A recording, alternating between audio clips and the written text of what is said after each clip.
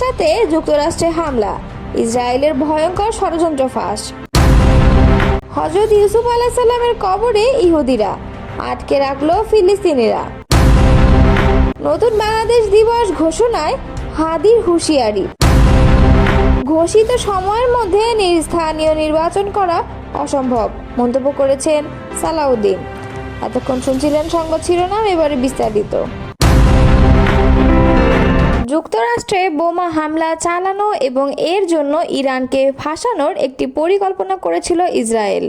আর এই ষড়যন্ত্রের উদ্দেশ্য ছিল যুক্তরাষ্ট্র ও ইরানের মধ্যে একটি পূর্ণাঙ্গ যুদ্ধ শুরু করা। এমনই এক ভয়ঙ্কর দাবি করেছে ইরানি সংবাদ মাধ্যম তেহরান টাইমস।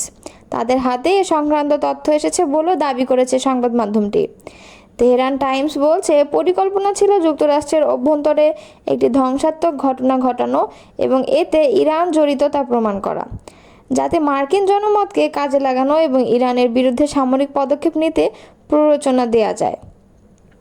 ইরানি কর্তৃপক্ষ তার এক বন্ধু রাষ্ট্রের কাছ থেকে এমন ভয়ঙ্কর তথ্য পেয়ে ইসরায়েলি ষড়যন্ত্রের মুখোশ উন্মোচন করেছে দাবি করে সংবাদ মাধ্যমটি জানায়, সম্ভাব্য আক্রমণ সম্পর্কে জানতে পেরে ইরান মার্কিন কর্মকর্তাদের কাছে বার্তা পাঠায় এবং পরিকল্পিত বিস্ফোরণটি ঘটতে বাধা দেয়।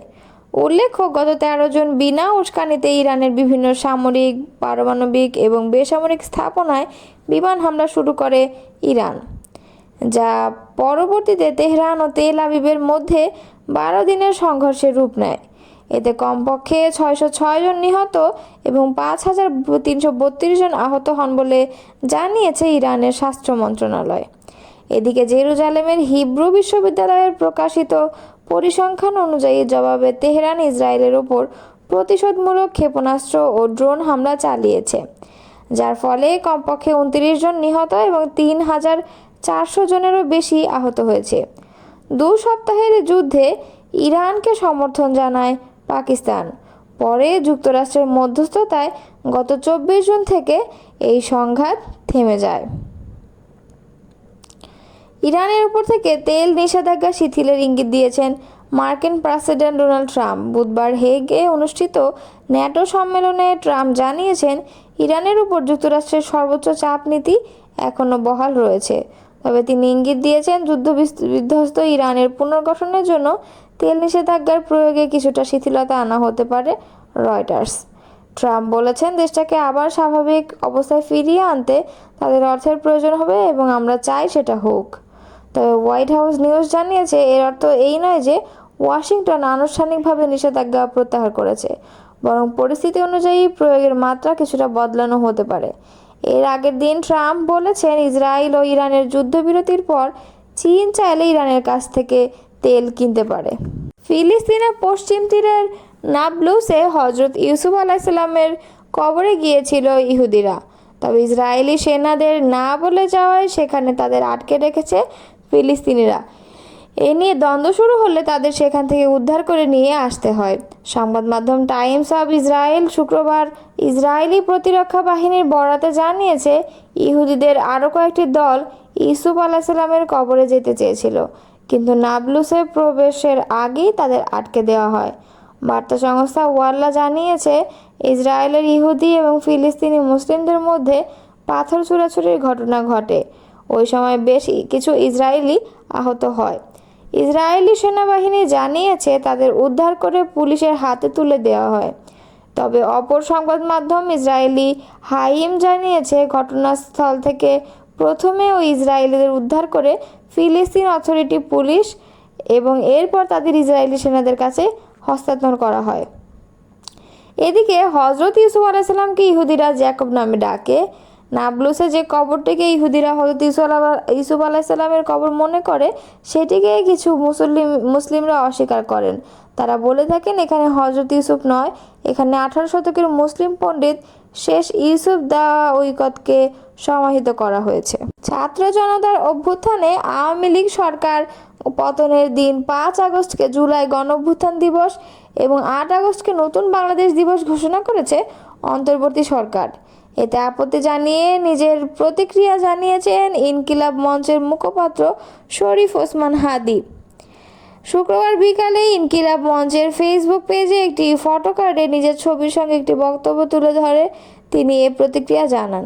বক্তব্যে হাদি হুঁশিয়ারি দিয়ে জানান, সরকার ৮ আগস্ট নতুন বাংলাদেশ দিবস পালন করলে আমরা সারা দেশে বিপ্লব বেহাত দিবস পালন করব। ছবিতে হাদির হাতে লাল কার্ড দেখা যায়। মনে করা হচ্ছে এটি সরকারের এমন সিদ্ধান্তের প্রতি লাল কার্ড প্রদর্শন। ছাত্র জনতার অভ্যুত্থানে আওয়ামী লীগ সরকার পতনের দিন ৫ আগস্টকে জুলাই গণঅভ্যুত্থান দিবস ঘোষণা করেছে অন্তর্বর্তী সরকার। আর আওয়ামী লীগ সরকার পতনের পর নোবেলজয়ী অধ্যাপক মোহাম্মদ ইউনূসের নেতৃত্বাধীন অন্তর্বর্তী সরকারের গঠনের দিনটিকে নতুন বাংলাদেশ দিবস হিসেবে ঘোষণা করেছে সরকার। এছাড়া গণ আন্দোলন চলাকালে রংপুরে পুলিশের গুলিতে আবু সাঈদের নিহত হওয়ার দিন ১৬ জুলাইকে শহীদ আবু সাঈদ দিবস ঘোষণা করা হয়েছে। বুধবার মন্ত্রিপরিষদ বিভাগ থেকে এ সংক্রান্ত পরিপত্র জারি করা হয়েছে বলে সরকারের এক তথ্য বিবরণীতে জানানো হয়েছে। তথ্য বিবরণীতে বলা হয়েছে, প্রতি বছর যথাযথভাবে এ ৩ দিবস প্রতিপালন করতে সংশ্লিষ্ট সব মন্ত্রণালয়, বিভাগ ও সংস্থাকে অনুরোধ করা হয়েছে। ৫ আগস্ট জুলাই গণঅভ্যুত্থান দিবস ক শ্রেণীভুক্ত এবং অপর দুটি দিবস খ শ্রেণীভুক্ত করা হয়েছে বলে তথ্য বিবরণীতে জানানো হয়েছে। বিএনপি স্থায়ী কমিটির সদস্য সালাউদ্দিন আহমদ বলেছেন, জাতীয় নির্বাচনের ব্যাপারে সব দলই একমত। যদি তাই হয় তবে এই ঘোষিত সময়ের মধ্যে স্থানীয় নির্বাচন করা অসম্ভব। শুক্রবার বিকেলে রাজধানীর গুলশানের নিজ বাসায় সাংবাদিকদের সঙ্গে মতবিনিময়ে তিনি কথা জানান। সালাউদ্দিন আহমদ বলেন, স্থানীয় সরকার নির্বাচন হয় কোনো সুযোগ নেই। জাতীয় নির্বাচনের জন্যই এতদিনের সংগ্রাম, স্থানীয় নির্বাচনের জন্য না। ইসির প্রধান কাজ জাতীয় নির্বাচন আয়োজন করা। প্রধান উপদেষ্টা ও প্রধান নির্বাচন কমিশনারের বৈঠক নিয়েও মন্তব্য করেন সালাউদ্দিন আহমদ। বিএনপির জ্যেষ্ঠ নেতা বলেন, বিএনপির ধারণা প্রধান উপদেষ্টা ও সিইসির ফেব্রুয়ারিতে নির্বাচন বিষয়ে আলোচনা করছেন। বিএনপি মনে করছে নির্বাচন সংক্রান্ত প্রস্তুতি সেপ্টেম্বরের মধ্যে নেওয়া সম্ভব। বৈঠকে প্রধান উপদেষ্টা হয়তো তার মেসেজ সিইসিকে জানিয়েছেন, ফেব্রুয়ারিতে নির্বাচন ধরে প্রস্তুতি নিতে। এটি আমাদের ধারণা। উভয় পক্ষ থেকে বার্তা এসে পৌঁছালে সেটি স্পষ্ট হবে। পরিবারের সদস্যদের সঙ্গে অত্যন্ত আবেগঘন এ সাক্ষাৎ শেষে জামিরে জামাত দেওয়ান মতলবীর গ্রামের বাড়ি সদর উপজেলায় গিয়াসনগর ইউনিয়নের মোহাম্মদপুর গ্রামে ছুটে যান। মরহুমের কবর জিয়ারত করে উপস্থিত শত শত মানুষকে নিয়ে দীর্ঘদিনের সাথীর সংগ্রাম, জীবনের স্মৃতিচারণ করে কান্নাজড়িত কণ্ঠে মোনাজাত পরিচালনা করেন। পরে মরহুমের আপনজনের সঙ্গে দেখা করে সমবেদনা জানান। পরে মৌলভীবাজারের কুলাউড়া উপজেলার শেরপুর গ্রামে হত্যাকাণ্ডের শিকার স্কুল ছাত্রী নাফিসা